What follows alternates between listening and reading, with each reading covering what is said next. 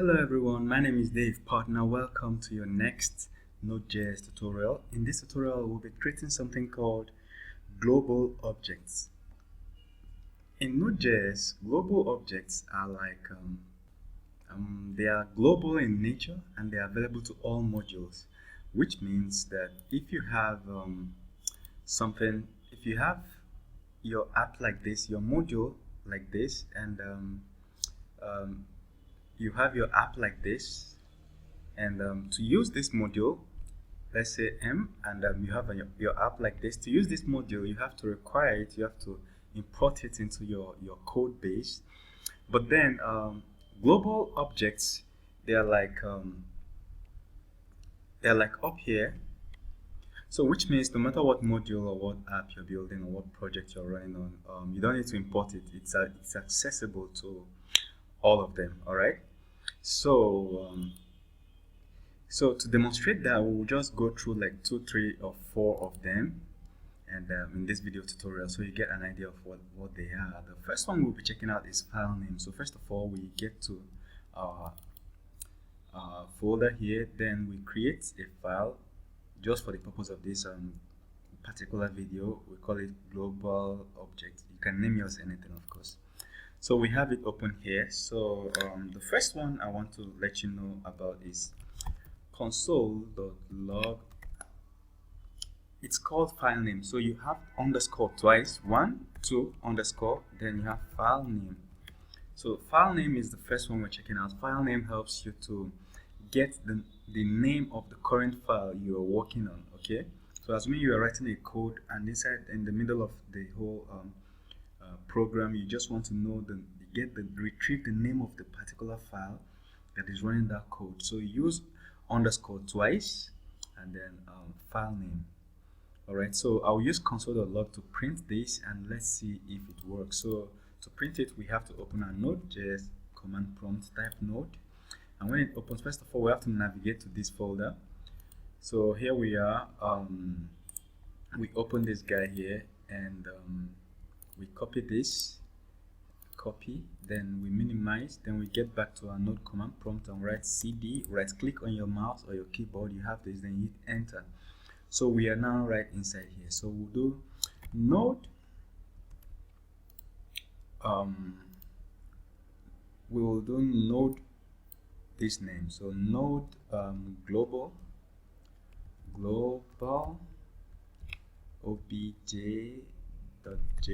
all right, so you hit enter, and there we are.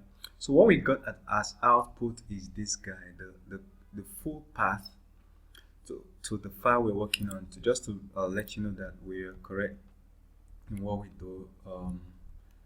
If we have this, and we just say this, or hello world, and we put a comma here.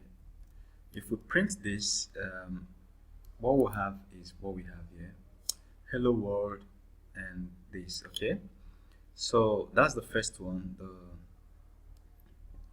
The next one we'll look at is of course the directory name. So we'll console, just to make a clean code, log, we'll say directory name. Gives you the current directory of where you are, double underscore, then you have their name, and you have this. So this gives you the directory name. So what we have is to come and test it here. So we do this and we hit enter. As you can see, directory name gives us the current directory we're working on without mentioning the file. So if you want to get a directory name in your app, you use this. So the next thing we will check is something called another global object called set timeout. So a quick explanation. For instance, if you're building an alarm clock, you want the alarm to trigger off after a certain time or at a certain time. You understand? You have to delay the program from running until a certain time. You get to a certain time. Okay, so you set timeout to delay a part of your code to run. Okay, so for instance, we have function, say hey, say hello, and inside that function we have console.log hello everyone, please subscribe. And we have something like this, for instance. Then we want to call this, we have to make this to run after a certain time. What we'll do is say set timeout, and after, which means after a certain time, set timeout to print this, run this function after, let's say, 5 seconds. This is 5 seconds, that's like 5,000 milliseconds. Okay, so what will happen is that this code will run, print this guy, get to this guy, skip it because it's inside the function, it has not been called yet. Then we get to this guy, okay, call this function but after 5 seconds, so which means wait 5 seconds, then run whatever is inside this function. Alright, so we are good to go. We get back to our command prompt, press the up arrow key to get the last command we had, then press enter.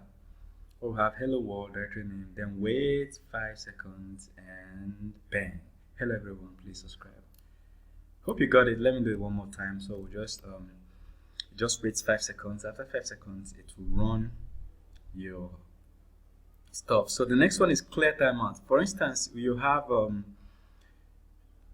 you're writing a code and let's just say you want to check for something, and then after checking for that thing, if that thing happens, then the hello world doesn't need to run.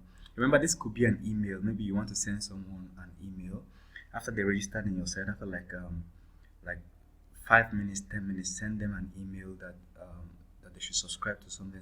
Okay, but then if they have already subscribed on the site, the email should never go. So what you have is, to do that kind of thing, you have set clear timeout. Inside clear timeout, you just mention you put the set timeout in a variable, then clear it. So what we have is like variable var clarity or something, whatever. So we have this. So what we can do is to clear it. So if we run our app right now, nothing will happen. So we have this, and so even if you wait forever, nothing will happen because it has been cleared, it never ran. Okay, so this particular instruction will never run. So the next interesting one is set interval. It's called set interval. So what it does is, let's assume you want to run this code over and over and over again. In the days of for loop, while loop, all those are gone. Just you want to run it over and over again after X seconds. Okay, so to do that, what we'll do is function say hello to. All right, inside this function we can say console.log and say hello to everyone, please donate.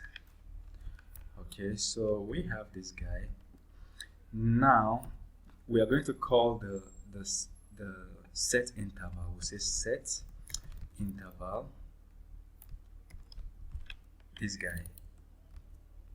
Okay, run this guy as many times as possible after every 3 seconds. So after every 3 seconds, write this. After every 3 seconds, write this, and so on and so forth. So if we run this, you will see it will print forever. So we have this. I have enter. Oops, should be an error somewhere. Let me check. Of course, there was no error. I just had to run it again. I removed. There was this guy here, so I removed it, but it shouldn't have caused an error. So if you look at the command prompt now, you see that it runs every 3 seconds, adds new guy, every 3 seconds, adds a new guy. So those are global functions and global objects and what they do. Some other global objects, the last global object we'll do in this video is the console. This guy is actually a global object. You don't need to import it to use it, okay? The console is a global object. There's another one, process, and so on, but this is enough to cover it. Okay, so in the next video we will be checking out some other interesting, cool stuff. We'll look at how Node.js builds a web server. We'll try and build a web server and get right into building web applications with Node.js. And I promise you, at that point, things will start making sense. It will start connecting. You'll start understanding how apps like Ionic and stuff builds their back end. Okay, so see you in the next video tutorial.